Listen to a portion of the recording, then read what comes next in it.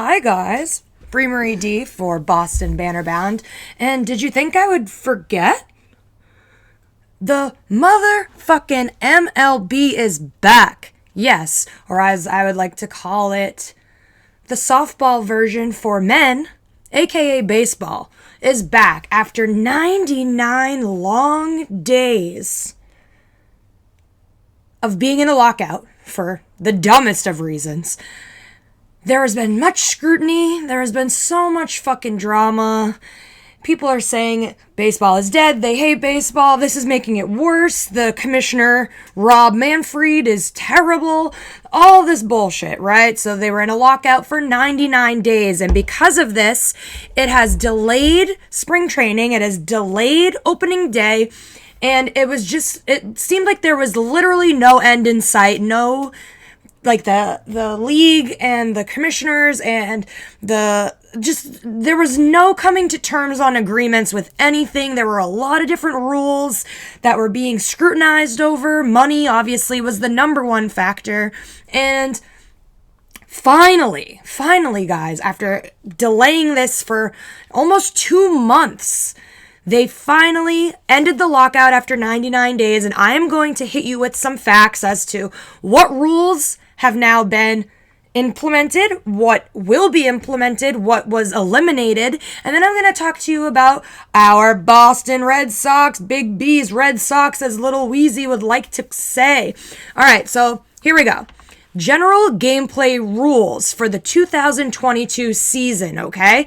They will now have a universal designated hitter, and that is great news unless you're Shohei Ohtani and is just a beast mode at batting if you're a pitcher.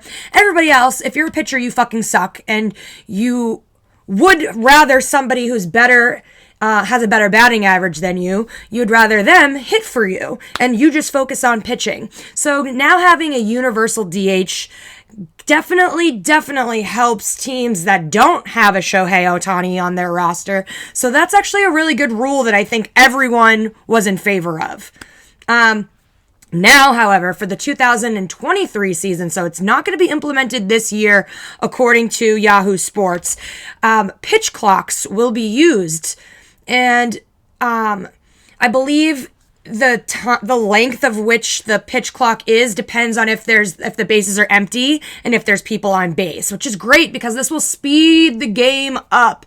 It's really annoying when pitchers take 7 years to pitch a ball, and then you have like the rare chances that pitchers actually quick pitch to try and psych the batters out. That's rarely done, but thank God we're implementing pitch clocks. There will be a ban on defensive shifts. So what that means is instead of having fucking everybody shift over depending on if you're a left-handed batter or if you know that this is a pull hitter, you're not allowed to have any of the infielders, so third base, shortstop, second base, first base, not allowed to have any of them play in the outfield. So what the shift was everyone would move over, essentially, to the right, and you would basically have your shortstop playing in shallow right field. Sorry, I'm not good with my lefts and right. You would think I'd know because I literally play that position.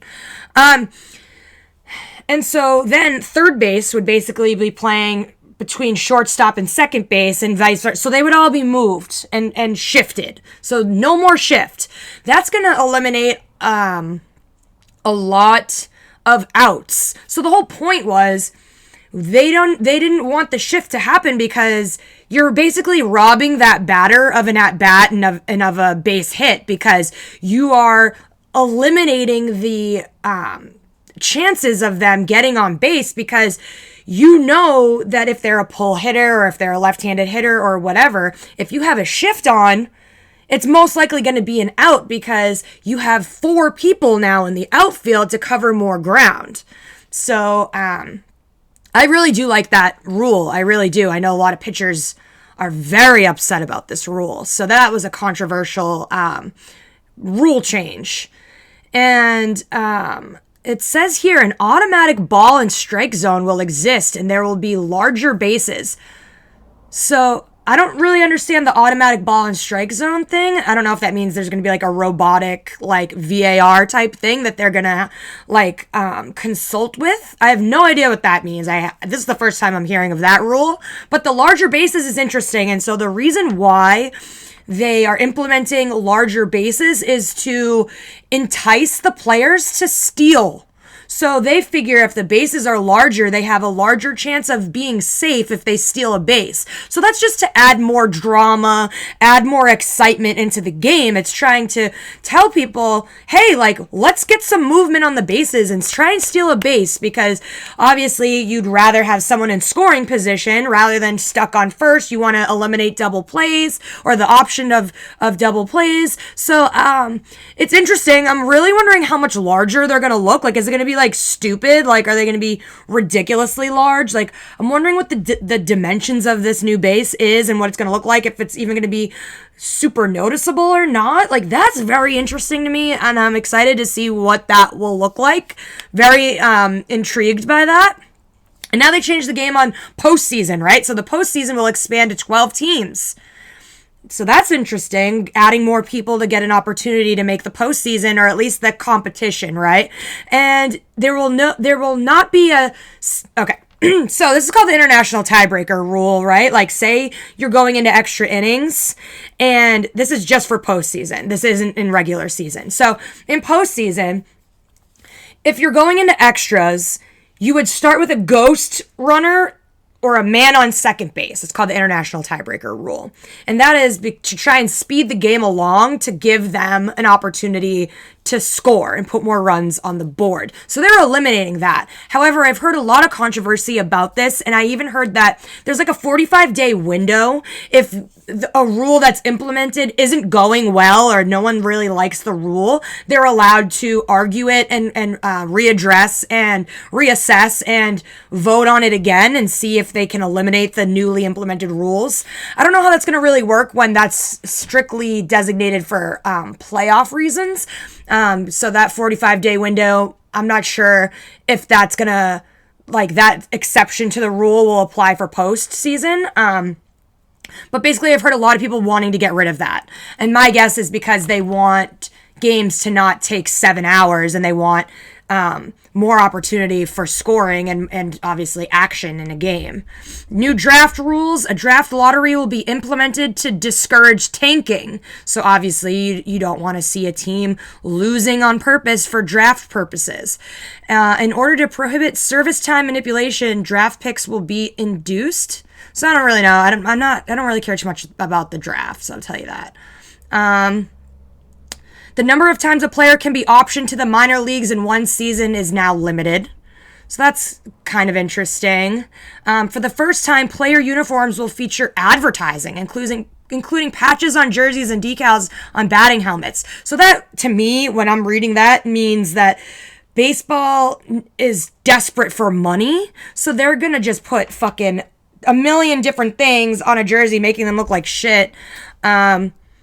I hope that, like, you know, fans can just buy them plain. This is why I hate soccer jerseys, because I don't like Jeep across your fucking chest. Like, I'm not rooting for Jeep.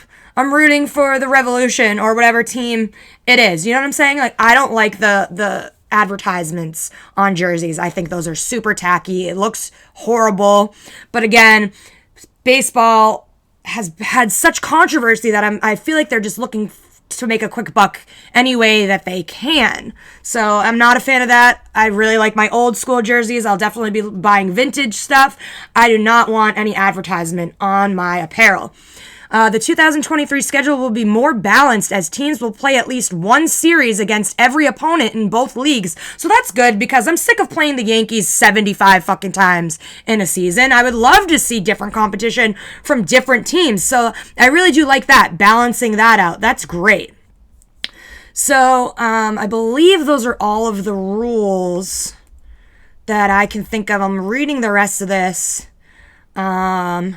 Pretty sure that was it. And then the main concern was the thing that I think they were stuck on a lot as well was the fact that the minor league teams, like, their pay And also people that like aren't all-stars, right? Like aren't name brand people. They needed to have a minimum salary of $700,000 a year. I believe that was the agreement. Also, I want to talk about the fact that baseball used to be a 182 game season, regular season. They cut it to 162. And I believe that's not just because of the lockout. I think going forward, it's going to be 162 regular season games because they're extending the playoffs now. So, I mean, I love baseball, so I obviously, more is more for me. Like, I wanted, more games, but, if it's kind of, too long for some people or too boring or whatever the fuck people are trying to say, then if they're going to play more competitively with less games, then I'm fine with that. So let's be clear. Opening day was supposed to be March 15th, like 2 days ago or whatever day it is. I don't even know. It was supposed to be yesterday. And now spring training starts tomorrow. So their first spring training game starts tomorrow. And then the season opener for everyone for baseball is April 7th. And of course, as you love to see it, the Red Sox are taking on the Yankees in Brooklyn. Sorry, not Brooklyn, in the Bronx. Basketball is still on my brain. And that'll be a fun fucking season opener series. And then the Red Sox first home game is April 15th, I believe. Too many dates to remember. Let me look this up real quick. So let me talk about basically, I'm looking at their spring training schedule. It starts tomorrow, and they legitimately play 1, 2, 3, 4, 5, 6, 7, 8, 9, 10, 11 games straight. That's nothing new to baseball. They have one day off, and then they play 3 more games, and this is all down in Florida, and that's the rest of March. And then they play 1, 2, 3, 4, 5 games in April, still spring training. Then, like I said, home opener Thursday, April 7th in New York, 1 o'clock game against the Yanks. That's a 3-game series. Then they go to Detroit, and that's a 3-game series. They're on a traveling back-to-back there. And then they have one day off, and then Friday, April 15th is the first home game of the season for the Red Sox, and they open up that with a series against the Minnesota Twins. That's a 4-game series, and then right after that is a 3-game series against the Blue Jays. And then, honestly, for legitimately 3 weeks straight, they play without any breaks. Maybe even longer. I only can see April, but let me go. Yeah, they literally play from April 15th till May 2nd, no breaks. So they're just getting the fucking ball rolling every single day of the week, whether it's a home game or a road game. The Red Sox will be on the TV. Thank the Lord Jesus Christ, because I know it's an unpopular opinion, but I love watching baseball. I grew up playing it. I grew up watching it. I am a huge fan. I don't find it boring. And you would think me, as someone who literally has had ADHD since the 3rd grade, shout out to my teacher who literally forced my parents to get me tested and on medication. You would think that I would be bored of it because it's a boring game. It's slow, blah, blah. But there's so much more to it. Like, I love everything about baseball. Almost as much as basketball. It's close. They're very close. Basketball over baseball, but like by this much. That's why I always bring my phone and I'll do the picture-in-picture. I'll literally watch a baseball game while I'm watching the Celtics game and vice versa. Like, I'm always on top of my sports. So let's talk about couple things. COVID is obviously still an issue in Canada, so any player that is not vaccinated will not be allowed to go to Canada or play in Canada. And that kind of sucks because we play the Toronto Blue Jays a lot. So Xander Bogaerts made it publicly known today that he did get vaccinated, so he luckily is not one of our guys that will not be able to play in Canada. So we have to keep an eye on that because that's definitely going to be an issue. Who's vaccinated, who's not.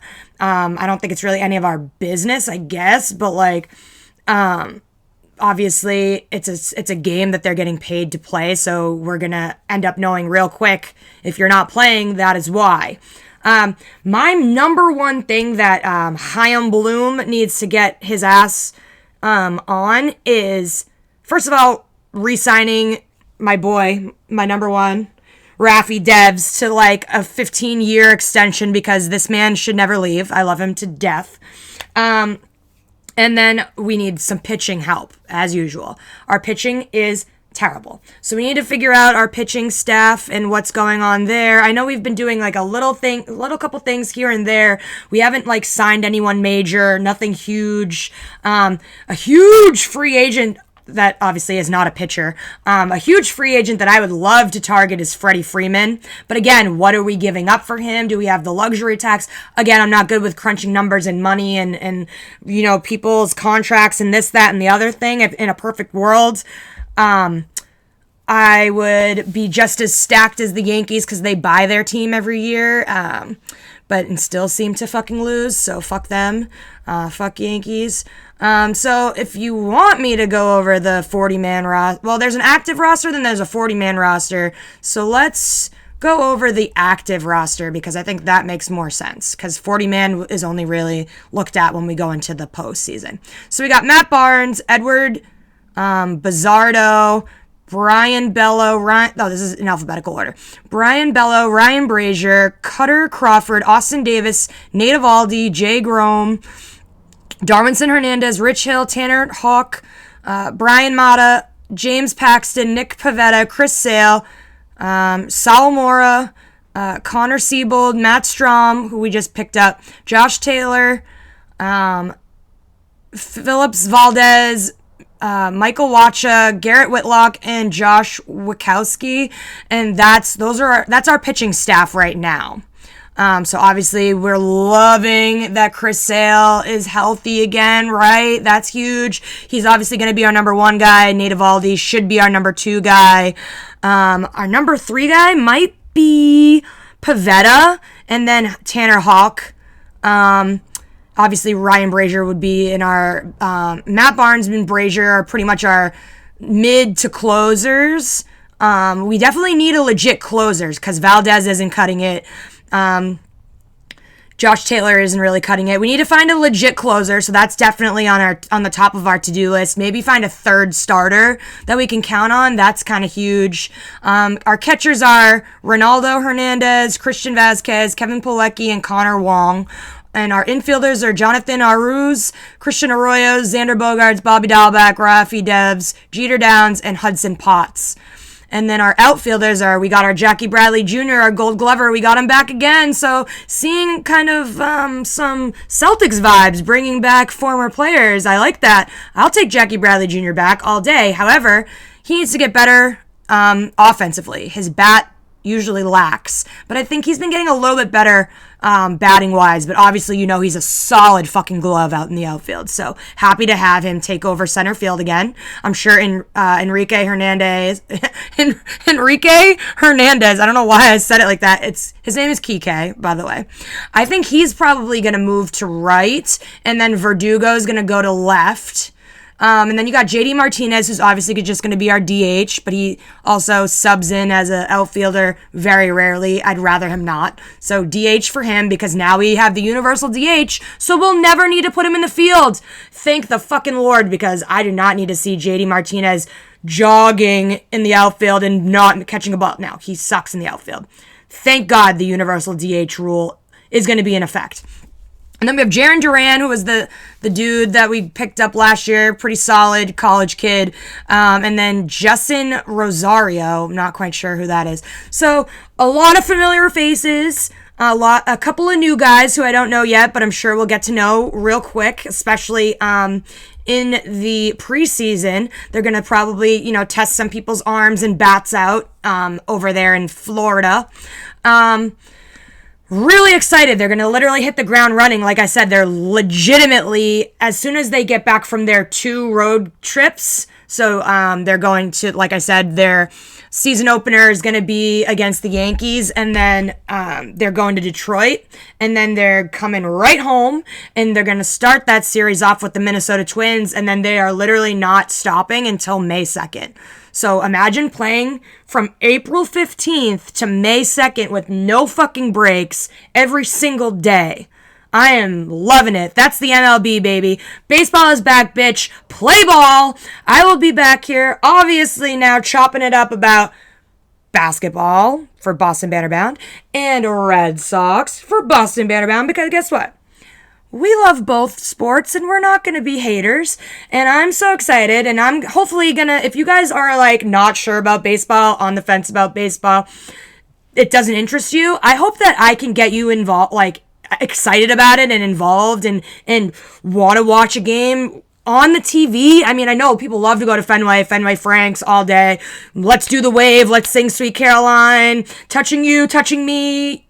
You know what I'm saying? But if you can be dedicated and just watch it on TV too, that would be epic. I hope I can change someone's opinion on baseball. And now that all these rules are being implemented, it's going to be a little bit faster pace of a game, which is obviously what we want.